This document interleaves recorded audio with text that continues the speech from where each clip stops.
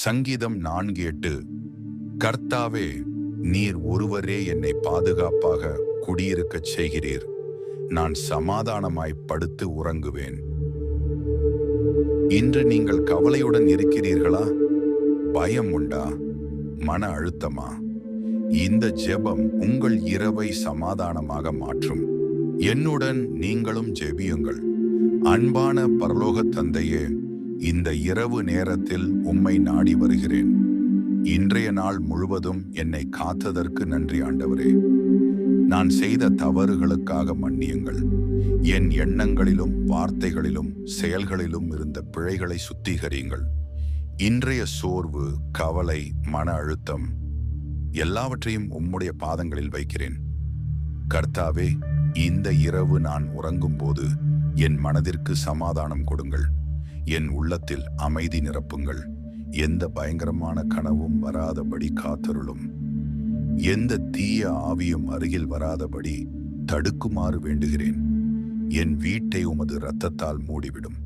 என் குடும்பத்தினரை ஒவ்வொருவராக ஆசீர்வதியும். நோயில் இருப்பவர்களுக்கு சுகம் அளியும். வேலை இல்லாதவர்களுக்கு வாய்ப்பு தரும். பிரச்சனையில் இருப்பவர்களுக்கு தீர்வு தரும். இரவு முழுவதும் தேவ தூதர்கள் எங்களை சூழ்ந்து காக்கட்டும்.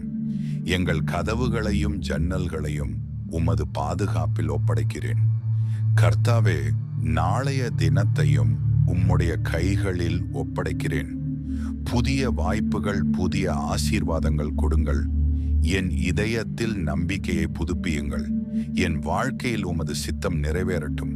இந்த இரவு நான் அமைதியாக உறங்கட்டும். காலை எழும்பொழுது புத்துணர்ச்சியுடன் எழுப்பும்.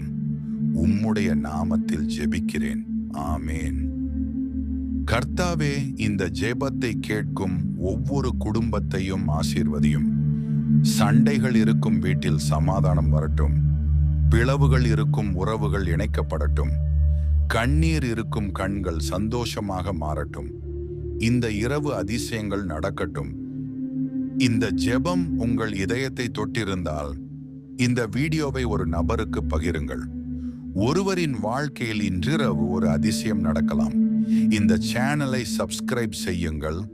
தினமும் காலை மற்றும் இரவு ஜெபங்களுக்காக லைக் செய்யுங்கள். காமெண்டில் ஆமேன் என்று எழுதுங்கள். தேவன் உங்களை ஆசீர்வதிப்பாராக.